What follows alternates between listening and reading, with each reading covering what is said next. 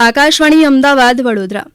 હવે પ્રસ્તુત છે પાટણ જિલ્લાનો સમાચાર પત્ર, જેના લેખક છે રમેશ સોલંકી. રણ અને સરહદને અડીને આવેલો પાટણ જિલ્લો અત્યારે શિયાળાની મોસમની ફૂલગુલાબી ઠંડીની મજા માણી રહ્યો છે. ઠંડા ઠંડા પવનની લહેરખીઓ સાથે જનજીવન મોસમની મજા માણતું જોવા મળી રહ્યું છે.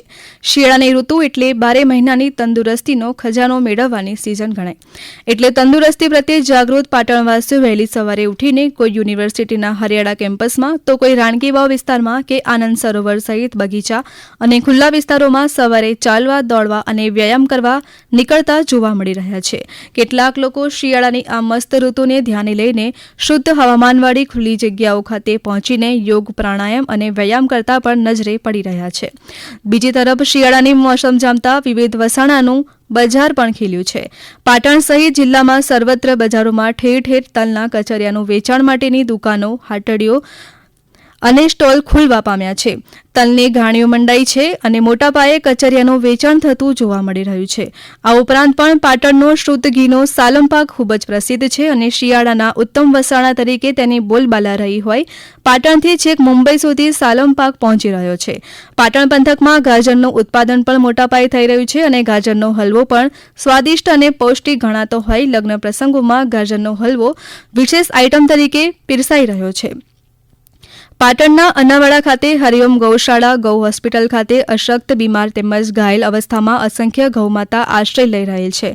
આ ગૌ હોસ્પિટલના લાભાર્થે ઉત્તર ગુજરાતમાં પ્રથમવાર પાટણ ખાતે ગૌ ભાગવત સપ્તાહનું આયોજન કરાયું, જેમાં જાણીતા વક્તા અને કથાકાર પૂજ્ય રમેશભાઈ ઓઝાએ 7 દિવસ ગૌમાતાને કેન્દ્રમાં રાખીને લોકોને સત્સંગ સાથે ધર્મરસ પીરસ્યો હતો. વક્તા રમેશભાઈ ઓઝાએ જણાવ્યું કે ગૌમાતા વિશ્વમાતા છે. ગીતા, ગંગા, ગાય, ગાયત્રી આ બધા સનાતન ધર્મના સ્તંભ છે. હજારો ગૌપ્રેમી લોકોએ આ ગૌ ભાગવત કથાનું રસપાન કર્યું. સાથે સાથે ગુજરાતના પૂર્વ મુખ્યમંત્રી અને ઉત્તર પ્રદેશના રાજ્યપાલ આનંદીબેન પટેલ, ગુજરાત વિધાનસભાના અધ્યક્ષ શંકરભાઈ ચૌધરી સહિત ધારાસભ્યો, પદાધિકારીઓ, સંતો, મહંતો અને શંકરાચાર્યજીએ પણ ગૌમાતા અને ગૌ હોસ્પિટલના લાભાર્થે આયોજિત કથા શ્રવણનો લાભ લીધો. ભારત સરકાર દ્વારા જાહેર જનતાના હિત માટે જીએસટીના દરોમાં ઘટાડો કરવાનો મહત્વપૂર્ણ નિર્ણય લેવાતા તેની સમાજ જીવન પર ખૂબ જ સાનુકૂળ અસરો જોવા મળી રહી છે. ખાસ કરીને પાટણ જિલ્લામાં 4 વ્હીલર અને દ્વિચક્રીય વાહનો પર જીએસટીમાં 10% જેટલો ભારે ઘટાડો થવાના કારણે વાહનોના ખરીદીના બજારમાં તેજી જોવા મળી છે. જીએસટીના દરમાં ઘટાડો થતાં ગ્રાહકોને ડાઉન પેમેન્ટમાં સીધો 20% જેટલો મોટો લાભ મળતા પાટણ જિલ્લામાં નવી કાર અને બાઇક, એક્ટિવા જેવા વાહનોનું ખૂબ વેચાણ થઈ રહ્યું છે. પાટણ જિલ્લામાં ચાલુ વર્ષે ચોમાસામાં થયેલા ભારે વરસાદને કારણે ખેડૂતોને ખેતીના પાકોમાં ભારે નુકસાન થયું હતું, જેના માટે સરકારે જાહેર કરેલા કૃષિ સહાય પેકેજ હેઠળ અસરગ્રસ્ત ખેડૂતોને વળતર ચૂકવવાની શરૂ કરેલી કામગીરી અંતર્ગત પાટણ જિલ્લામાં હેક્ટર દીઠ 22,000 પ્રમાણે વળતરની ચૂકવણી શરૂ કરાઈ છે. જેમાં જિલ્લામાં અત્યાર સુધી 22,700 ઉપરાંત અરજીઓના બિલ જનરેટ કરીને 84.71 કરોડ રૂપિયાની સહાય સીધી ખેડૂતોના બેંક ખાતામાં જમા કરાવાઈ છે. ભારતના સંવિધાનના શિલ્પી મહામાનવ ડોક્ટર બાબા સાહેબ ભીમરાવ આંબેડકરના 69મા મહાપરિનિર્વાણ દિનની પાટણ, સિદ્ધપુર સહિત સમગ્ર જિલ્લામાં ભાવપૂર્ણ ઉજવણી કરવામાં આવી અને આ રાષ્ટ્રપુરુષને સૌએ ભાવાંજલિ અર્પણ કરી. પાટણ શહેરના પ્રાચીન બગવાડા દરવાજા સ્થિત ડોક્ટર બાબા સાહેબ આંબેડકરની પ્રતિમા ખાતે ધારાસભ્ય સહિત રાજકીય, સામાજિક આગેવાનો, કાર્યકરો, પદાધિકારીઓ, વિવિધ સ્વૈચ્છિક સંસ્થાઓ અને નગરજનો દ્વારા પુષ્પાંજલિ અર્પણ કરવામાં આવી હતી.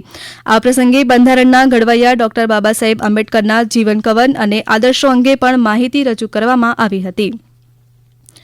યુનેસ્કો દ્વારા દિવાળીના પર્વને અમૂર્ત ધરોહર તરીકે સાંસ્કૃતિક વિરાસતની યાદીમાં સામેલ કરવામાં આવતા તમામ દેશપ્રેમી નાગરિકોમાં આનંદ અને ગર્વની લાગણી પ્રવર્તી રહી છે. ત્યારે ભારતની દિવાળીની સાંસ્કૃતિક ઓળખને વૈશ્વિક લેવલે નવી માન્યતા મળતા આ ઐતિહાસિક પ્રસંગની ઉજવણી અંતર્ગત પાટણ ખાતેની સાંસ્કૃતિક ધરોહર વર્લ્ડ હેરિટેજ રાણીની વાવ ખાતે 500 દીવડા પ્રગટાવીને તેમજ રંગોળી પૂરીને રાણકી વાવ સંકુલને સુશોભિત કરી દીપોત્સવ રૂપે ઉજવણી કરવામાં આવી. પાટણ જિલ્લામાં ચાલુ વર્ષે ચોમાસામાં થયેલ સારા વરસાદને પગલે તેમજ જિલ્લામાં નર્મદાની કેનાલનું નેટવર્ક દૂરના વિસ્તારો સુધી પહોંચતા ખેતી ક્ષેત્રે વાવેતર વિસ્તારમાં વધારો જોવા મળી રહ્યો છે. જેમાં જિલ્લામાં હાલમાં શિયાળુ રવિ સિઝનમાં કુલ 1,68,194 હેક્ટર વિસ્તારમાં વિવિધ પાકોનું વાવેતર કરવામાં આવ્યું છે. આપ સાંભળી રહ્યા હતા પાટણ જિલ્લાનો સમાચાર પત્ર, જેના લેખક હતા રમેશ સોલંકી. આ પ્રસારણ આકાશવાણીના અમદાવાદ વડોદરા કેન્દ્ર પરથી કરવામાં આવ્યું.